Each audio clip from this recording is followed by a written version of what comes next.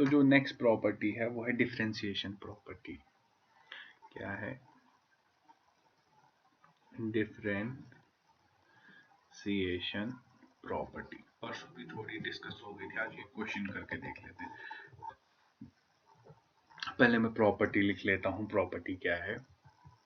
अगर मेरे पास कोई सीक्वेंस है x ऑफ n और इसका z ट्रांसफॉर्म है x ऑफ z, तो जो हमारी सीक्वेंस है n into x of n, इसका जो z ट्रांसफॉर्म होगा वो होगा minus z D by D Z of x of z के बराबर।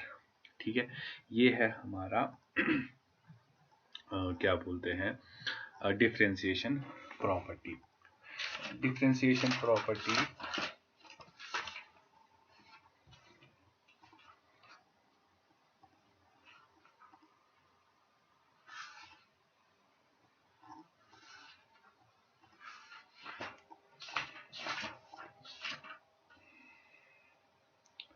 जो हमारी ये डिफरेंशिएशन प्रॉपर्टी है, इसमें क्या होता है, अगर जो हमारा ये है, अगर इसका आरोसी है r के बराबर, तो इसका भी आरोसी होता है r के ही बराबर।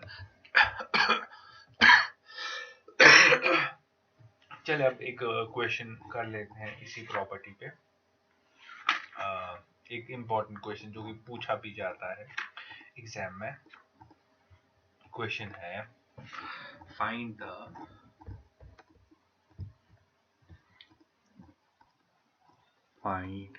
The z transform off ramp signal. Ramp signal मतलब डिस्क्रीट रैंप। हमें पता है जो रैंप सिग्नल की फॉर्मूला होती है ना, वो होती है ऐसे, n times u of n के बराबर। अब मुझे क्या निकालना है? n times u of n का z ट्रांसफॉर्म निकालना है।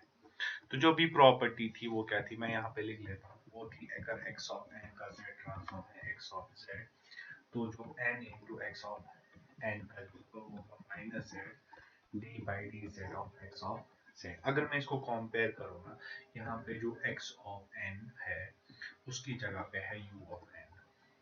तो सबसे पहले मैं u ऑफ n का निकालता हूँ z ट्रांसफॉर्म। वो मुझे पता है, वो आता है z divided by z minus one, z greater then 1 के बराबर। दैट मीन जो x ऑफ z है वो ये है। अब मुझे n times u of n का निकालना है। वो किसके बराबर आएगा? वो आएगा minus z D by D Z of x of z। वो किसके बराबर आएगा? Minus z D by D Z of, यहाँ पे x ऑफ z की जगह पे है z divided by z minus one. अब इसका मैं करता हूँ डिफरेंशिएशन। वो किसके बराबर आएगा? माइनस z, ऊपर वाला ये z माइनस वन चढ़ेगा D Z by D Z, इसको मैं रख लेता हूँ ब्रैकेट में। तो ये z है माइनस, उसके बाद z को ऐसे लिखूंगा D by D Z of z minus one, bracket में नीचे z माइनस वन का होल स्क्वायर। वो आएगा बराबर, यहाँ से कर लेता हूँ मैं इस साइड पे, वो आएगा बराबर माइनस z और ब्रैकेट में z माइनस वन, और यहाँ पे आएगा minus z divided by z minus one का होल स्क्वायर। z कैंसिल हो जाएगा, माइनस माइनस को प्लस ही आएगा, z divided by z minus one का होल स्क्वायर। ठीक है, तो अब इसका z इसको मैं ऐसे देख सकता हूँ, z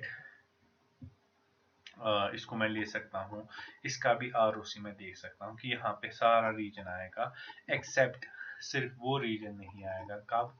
जब हमारा क्या होगा, z इक्वल्स टू वन नहीं होगा और z से नीचे वाले वैल्यूज भी नहीं आएंगे। तो इसका भी z क्या आएगा? ग्रेटर देन वन, जो कि किसका था? जो कि इसका था। ठीक है, ये था question on the differentiation property. चलिए अब एक और प्रॉपर्टी हमारी, जिसको हम बोलते हैं कॉन्वोल्यूशन प्रॉपर्टी। जैसा कि हमने वो इंट्रोडक्शन में पढ़ा था कॉन्वोल्यूशन प्रॉपर्टी पे, वो देख लेते हैं थोड़ा।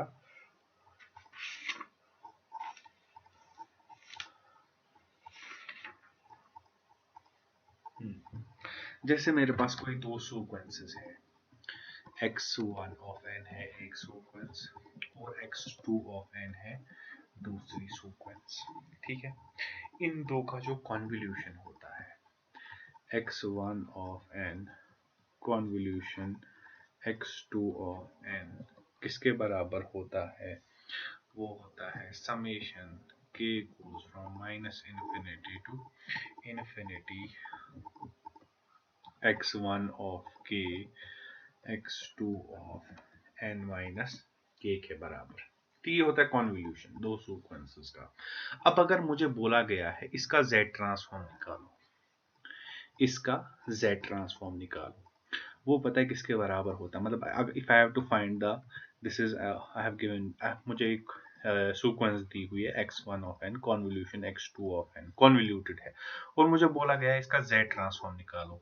तो मैं क्या करूंगा मैं अलग से x1 ऑफ n का z ट्रांसफॉर्म निकालूंगा। मैं मान लेता हूँ वो x1 ऑफ z के बराबर है और जो x2 ऑफ n है इसका z ट्रांसफॉर्म निकालता हूँ वो होता है x2 ऑफ z के बराबर मान लेता हूँ। अगर इसका रीजन ऑफ कन्वर्जेंस है R1, इसका है R2, इन दो का अगर इनको कॉन्वॉल्यू करेंगे इन दो का जो z ट्रांसफॉर्म आएगा वो आएगा x1 of z into x2 of z और इसका जो ROC होगा वो होगा R1 इंटरसेक्शन R2, ठीक है। R1 intersection R2। मतलब क्वेश्चन क्या है, मतलब जैसे मैं आप लोगों को अब क्वेश्चन दे दूं, जैसे मान लो एक सिंपल सा क्वेश्चन मैं दे देता हूं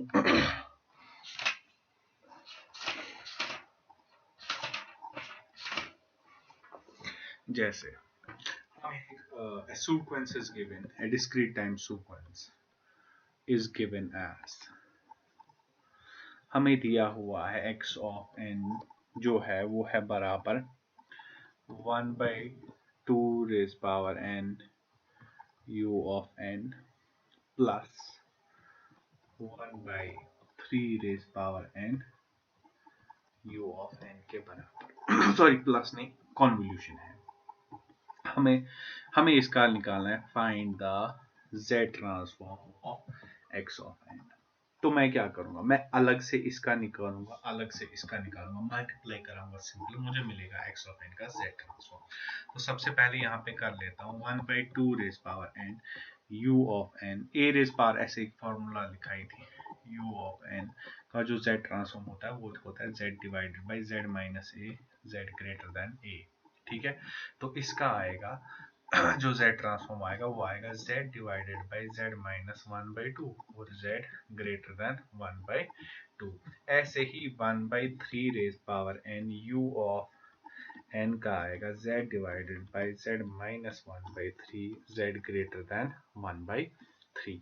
तो यहाँ पे क्या आएगा 1/2 raise power n u of n convolution 1/3 raise power n u of n का जो z ट्रांसफॉर्म आएगा वो आएगा z divided by z minus 1/2 into z divided by z minus 1/3, वही आएगा z square divided by z minus 1/3 into z minus 1/2। ये है इस पूरे का z ट्रांसफॉर्म। अब देखो this is z greater than 1/2, this is z greater than 1/3, 1/2 बड़ा है तो इन दो का इंटरसेक्शन क्या आएगा, जो इसका जो होगा z का ये होगा z greater than 1/2, जैसा कि हमने उसमें भी पढ़ा था कि बड़े वाले पोल से बड़ा होना चाहिए ROC। तो ये था all about the two properties, differentiation property and the convolution property.